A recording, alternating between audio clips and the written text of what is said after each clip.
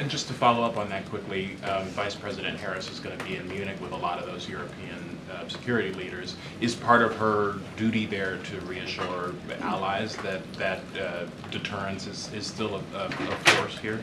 I have no doubt that the Vice President will take the opportunity while she's in Munich, not only to talk about how this administration is pursuing our national security interests in Europe and beyond, but how important, again, we consider our network of alliances and partnerships. And Trevor, there's no other nation in the world, none, that has a network like the United States has, because the President and the Vice President, the national security team has invested so much energy in the last 3 years in revitalizing them. A lot of allies and partners had a lot of questions when we came into office because they didn't feel valued, they didn't feel respected, they didn't feel like the United States was willing to continue to lead on the world stage, and we've proven that we are. And on Rafah, has the president ever threatened to strip military assistance from Israel if they move ahead with a Rafah operation that does not take into consequence what happens with civilians? We're going to continue to support Israel. They have a right to defend themselves against Hamas, and we're going to continue to make sure they have the tools and the capabilities to do that.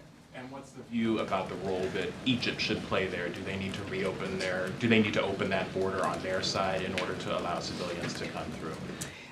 Egypt has been a terrific counterpart with respect to Rafah and the use of that gate and allowing people that need to get out, people that, third country nationals, and they continue to do that. They've been a terrific partner. But it is closed, right? So the average person can't. There have been, and I suspect there will be closures at times based on the security environment. But we're not concerned about our ability to continue to communicate with President El-Sisi about the proper use of that gate.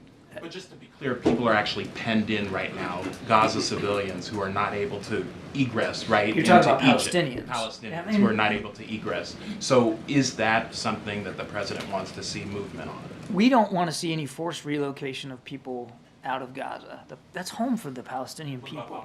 Well, again, that's something that we have and will continue to discuss with counterparts in the region, but it's home to those folks. That's Gaza's home. And they shouldn't be forced to leave Gaza if they don't want to leave. Now, if there's going to be operations in Rafah or around Rafah, the Israelis have a commitment, an obligation to make sure that they can provide for the safety of innocent Palestinian people that are there. But you're not pressuring Egypt to allow them. I'm not going to get into the specifics of diplomatic conversations that we're having. We don't want to see any Palestinian people forced out of Gaza. That's their home. If there are people that need to leave that are not Palestinians and want to leave, obviously we're working with Egypt to do that.